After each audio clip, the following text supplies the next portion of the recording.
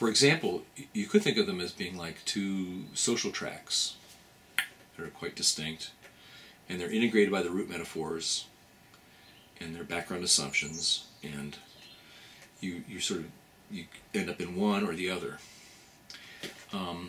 But you could think of them as instead more like two sort of range of behavior options, that are sort of spread out there, and you can move between. And depending on whether you approach these in terms of anthropological or psychological or economic or historical methods, you might have a somewhat different view of them. For example, an economist would tend to think of people's values with regard to heating as expressing utility preferences. There would be utility preference curves that just sort of aren't really explained in economics. They just sort of are accepted as part of the background, but are just thought of as kind of a brute given, that is what people want or desire. In contrast, if you approach it the way historians might, you might look actually for historical origins for these practices, and see the kind of coherence and enduring character that they have as being associated with institutional structures or power structures or structures of identity and so on.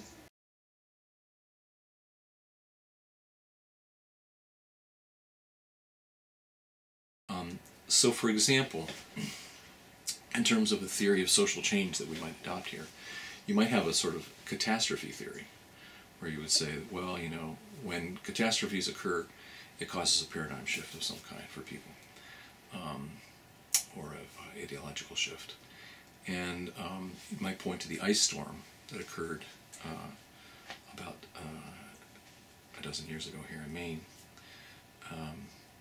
which lasted for 2 weeks, more than 2 weeks for many people, where they basically couldn't get out of their houses and get around and get things delivered. And after it, a number of people seem to have said, oh, got to have my own source of heat, and a lot of people seem to have opted for wood as a way of providing that after that storm. Another kind of theory of social change might be one that's much more associated with sort of economics, having to do with pricing. In a couple of years ago, the price of oil went up to $4 a gallon, and a lot of people said, "Whoop, it's too expensive. Got to get some wood in." Can't afford to heat with oil anymore. Another sort of theory of social change might be acculturation.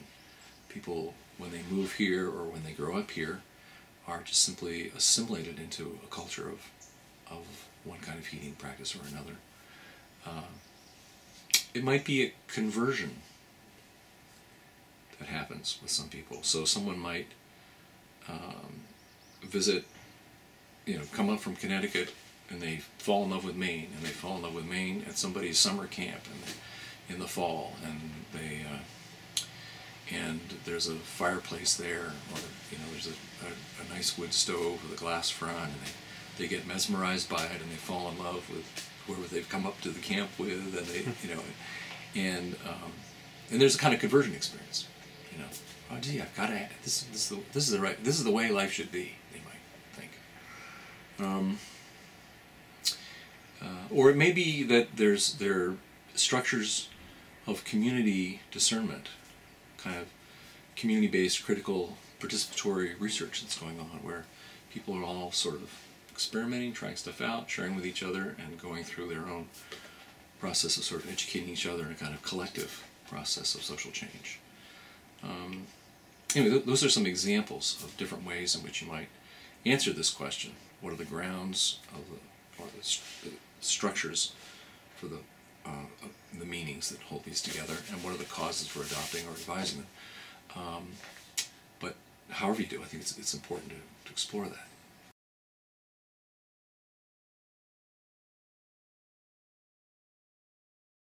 One kind of hypothesis that would be interesting to explore is that both in markets, like markets for heating, and also in political polls and in elections. It may turn out that as we look at it, that people really vote their identities more than their wallets. And if that turned out to be true, I think it would be pretty interesting and significant for people, for example, in the environmental movement. So in many cases, folks have read polls and concluded that in voting, for example, people vote their wallets. They vote the economic issues. And the polls seem to indicate that, you know, environmental issues like global warming will never make it to the top 5 or top 3 or top 2, certainly not to the top 1 issue when people try to decide who they're going to vote for president or for Congress or the Senate, or at least not a majority of people. But on the other hand, you know, we certainly have examples where people clearly are voting their culture and their identity when they take an issue like abortion rights and have it determine who they'll vote for as president in Ohio, for example. And in sort of interpreting what's going on when people vote at the national level, and also when they spend their money in the market, it may be illuminating to frame the interpretations of things differently. So someone who votes for a candidate who's promoting jobs, for example, may be in effect voting for a particular kind of identity that they adopt. The identity of someone who supports jobs.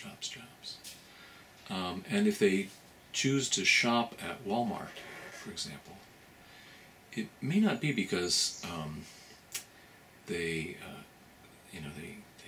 are voting their wallet with their wallet, as it were, but that they're voting their identity with their wallet, that they're choosing to be somebody who is a Walmart kind of person. You can buy the things that you would get at Walmart, in many cases at Goodwill or at Martin's, and get them cheaper. So it's not a question of not having enough money to shop somewhere other than Walmart. It's a question of choosing that particular identity as something that you're voting for, as it were.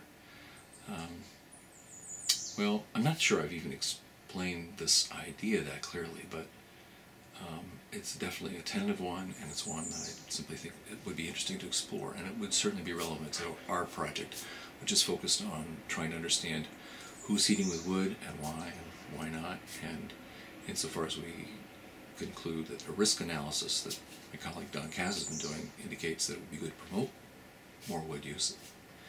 These kinds of reflections give us some ideas of how you might begin to promote that.